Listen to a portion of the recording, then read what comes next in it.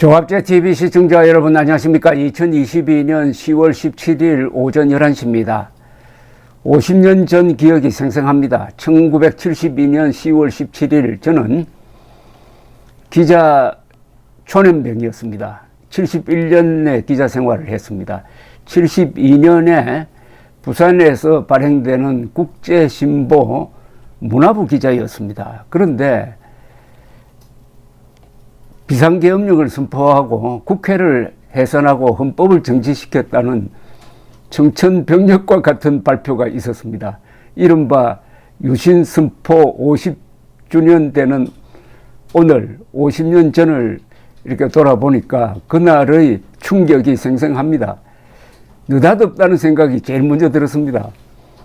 왜냐하면 비상계엄령을 펴려면 어디서 대규모 시위가 있어야 되는데 잠잠했거든요. 그런데 발표는 엄청난 것이었습니다. 또 유신이란 말도 생소했습니다. 명치유신 정도지, 명치유신, 일본이 제국주의적 침략 행위의 시작이 명치유신이다 이렇게 배웠기 때문에 유신이란 말도 그렇게 정겹지 못했습니다. 그리하여 유신 체제가 시작되었고 이게 1979년 11.6 사건으로 종막을 고할 때까지 7년 계속되었습니다. 그런데 돌이켜보면은 유신 선포가 없었더라면은 이 7년이 없었더라면은 오늘날 대한민국의 수준은 잘했을 때 말레이시아 정도일 겁니다. 그것도 잘했을 때입니다. 그러나 이 7년 동안 박정희 대통령이 욕을 먹어가면서 내가 죽으면은 내 무덤에 침을 뱉어라.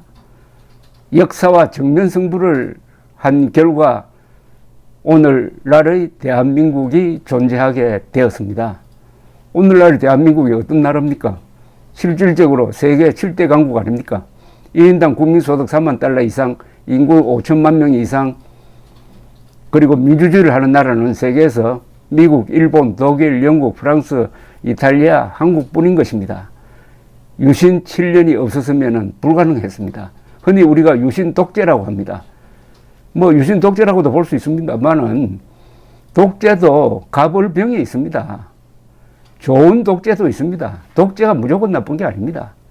그리고 비상시에는 나라를 유지하기 위해서 독재 권력을 보장하는 것이 저 로마 시절부터 이어져 온 전통입니다. 그런 점에서 보면은 유신 독재가 있었으므로 오늘날 대한민국은 선진국 대우를 받고 있다.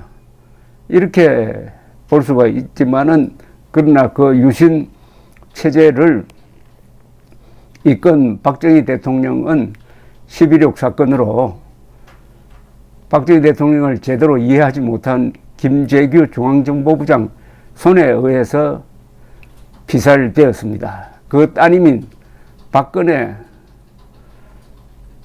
전 대통령은 좌익이 주동하고 그 당 안의 일부 기회주의자들이 합작한 탄핵에 의해서 대통령직에서 쫓겨나고 감옥 생활 5년 하고 최근에 나와서 이제 좀 편안한 노후를 보낼 수 있게 되었지만 아마 복잡할 겁니다. 마음이 좀 복잡할 겁니다. 특히 2012년에 박근혜 대통령 후보가 표를 얻기 위해서 아버지가 자랑하는 5.16과 유신 선포에 대해서 사과를 했습니다. 아버지가 가장 자랑스럽게 생각하는 두 사건에 대해서 잘못했다고 사과를 하면서 표를 얻었으니까 참 정치라는 게 어떻게 보면 무섭고 의리가 없다는 생각이 듭니다. 박정희 대통령이 유신을 결단하게 된 이유는 1971년 4월 27일 대통령 선거를 치르면서입니다. 그때 김대중 야당 후보가 상당히 선풍적 인기를 얻었습니다. 장외에서 아주 선동적 연설을 했습니다. 관권을 동원했지만은 약 90만 표 차이로 어떻게 보면 겨우 이겼습니다. 그 선거를 치르면서 박정희 대통령은 우리 국민들이 아직은 민주주의를 할 능력이 안 된다. 선동에 넘어간다. 예비군 폐지를 주장하는 김대중에게 어떻게 이렇게 많은 표를 줄 수 있느냐 하면서 아주 무서운 결심을 합니다. 그러면서 헌정 질서를 바꿔야 되겠다. 우리 국민 수준에 맞는 역사적 단계에 맞는 체제로 바꿔야 되겠다라고 준비를 합니다. 그 준비를 하기 전에 준비를 하는 과정에서 남북 관계에 획기적인 어떤 계기를 만들어야 되겠다 해가지고 1972년 7.4 공동성명을 발표를 하고 남북 대화가 시작됩니다. 이것은 박정희가 어떻게 보면 김일성을 이용한 겁니다. 그래서 남북 관계의 획기적인 변화를 위해서 또 남북 대화를 해보니까 절대로 이런 체제 가지고는 이렇게 무질서한 민주주의 가지고는 적응이 안 된다. 그래서 능률을 극대화하고 국력을 조직화하는 유신체제를 만들어야 되겠다 하는 명분을 만듭니다. 그래하여 10월 17일 유신선포가 있었습니다. 유신선포 연설문에서 박정희 대통령은 자신을 민족의 재단에 바친 몸이다라는 예언적 이야기를 합니다. 그러니까 유신에 자신의 정치적 생명을 걸었다는 거죠. 육체적 생명을 걸었다는 거죠. 그 말대로 됐습니다. 유신 7년의 종막이 11.6 사건이고 거기서 박정희 대통령이 피살된 것은 그 자신이 말했던 대로 민족의 재단에 자신의 몸을 바친 것이라고 볼 수가 있습니다. 이 유신 7년 동안에 무슨 일이 벌어졌느냐? 굵직한 것만 이야기하면 중화학공업 건설에 성공했습니다. 이 시기에 오일 쇼크로 세계 경제가 2번이나 휘청했습니다. 그러나 박정희 대통령은 중화공업 추진을 계속했습니다. 그리하여 오늘 대한민국을 먹여 살리고 있는 중화공업, 6대 중화공업이라고 그랬습니다.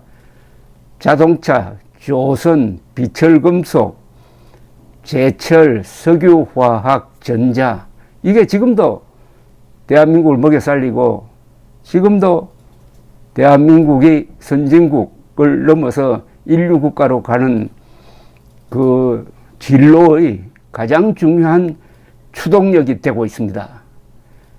의료보험을 실시를 했습니다. 1977년 7월 1일부터 가장 효율적인 제도를 만들어서 이번에 코로나 사태를 겪으면서 더욱 확실하게 알 수 있었던 것은 한국의 의료체제가 세계 최고 수준이다 라는 것을 확인할 수 있었고, 지금 우리 국민들의 평균 수명이 세계에서 1등으로 치닫고 있습니다. 금년간에 일본을 제칠 가능성이 있습니다. 특히 여성은 금년간에 평균 수명이 90세가 될 때입니다. 바로 이게 의료보험의 성공에서 시작이 되었습니다. 저는 의료보험 실시되기 전에 한국의 참혹한 실상을 너무나 잘 압니다. 사회부 기자를 했으니까 신문사로 찾아오는 사람 중에 상당 부분이 병원에 좀 보내달라고, 신문에 우리 어머니가 죽어가니까 치료비 될 돈은 없고 하니까 제발 신문에 내가지고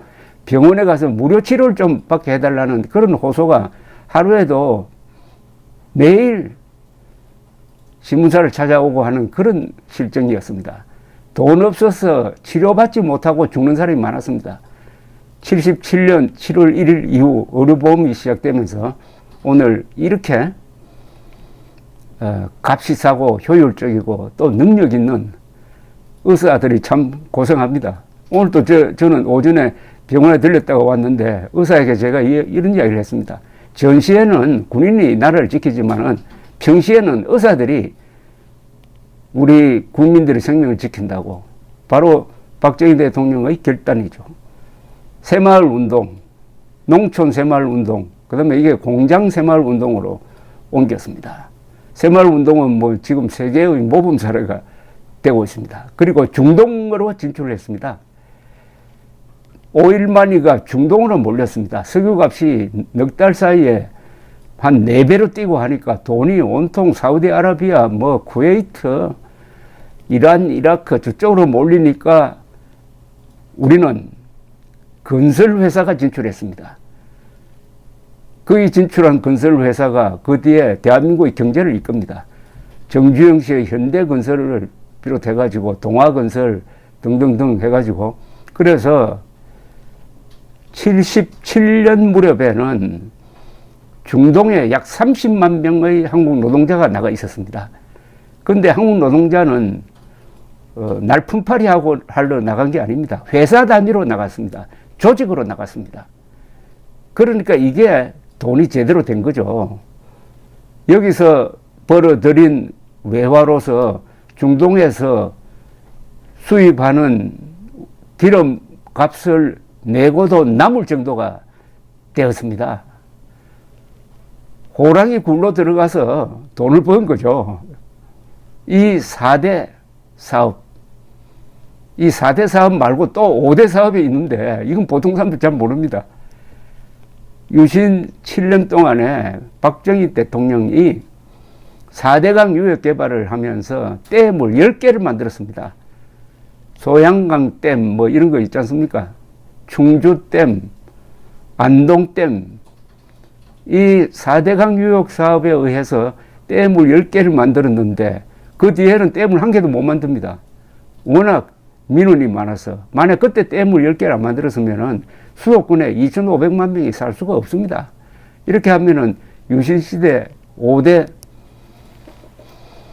업적을 말씀드린 건데 그보다 더 중요한 게 중산층이 튼튼해진 거죠. 마이 홈, 마이 카. 중산층이 튼튼해지면은 이제는 그다음부터는 배가 부르니까 정치적 자유를 원하게 됩니다. 민주화를 요구하게 됩니다. 그렇게 해서 1979년에 부마 사태가 일어나고 이게 11.6 사건의 원인이 되고 해서 1979년 10월 26일 저녁 7시 40분 김재규가 궁정동에 있는 안가에서 박정희 대통령을 쏘았던 것입니다.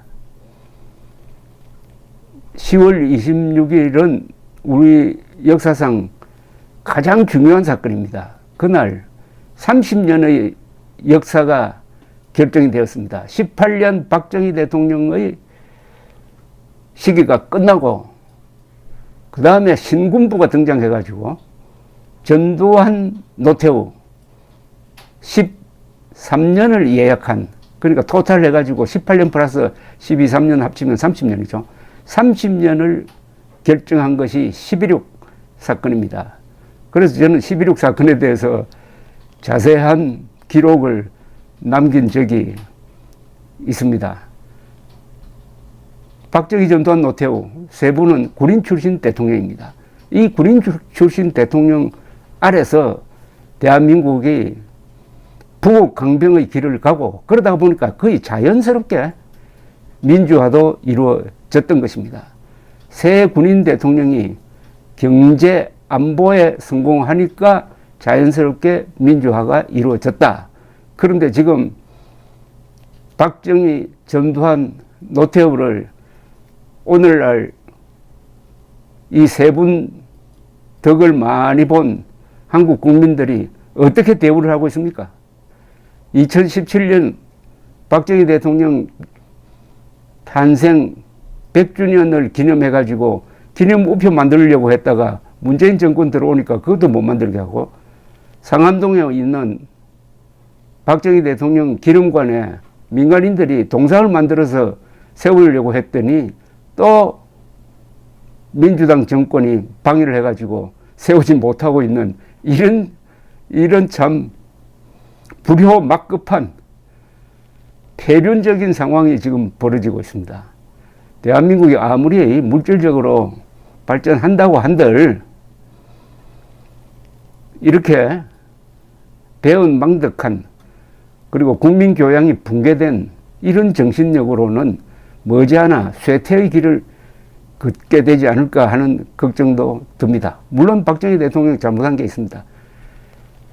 한글 전용을 정책을 취함으로써 본인은 참 한자에 밝은 사람인데 한글 전용 정책 그리고 명문고등학교 없애버리고 그리고 자신의 정치 철학을 이어갈 정당을 만들지 못한 그 결과로서 국민 교양이 붕괴되고 분별력이 망가지고 있고 그리고 박정희 대통령은 세계에서 가장 위대한 역사상 아마도 가장 위대한 국가 건설자, 국가 경영자임에도 불구하고 이렇게 푸대접을 받고 있습니다.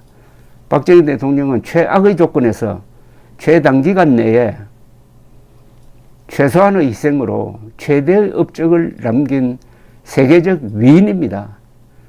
박정희 대통령을 역사 속에서 바로 세워야만 대한민국의 국가 목표 자유통일이 이루어지고 인류국가로 가는 길이 열릴 것이라고 생각합니다. 오늘은 음수사원하는 날입니다.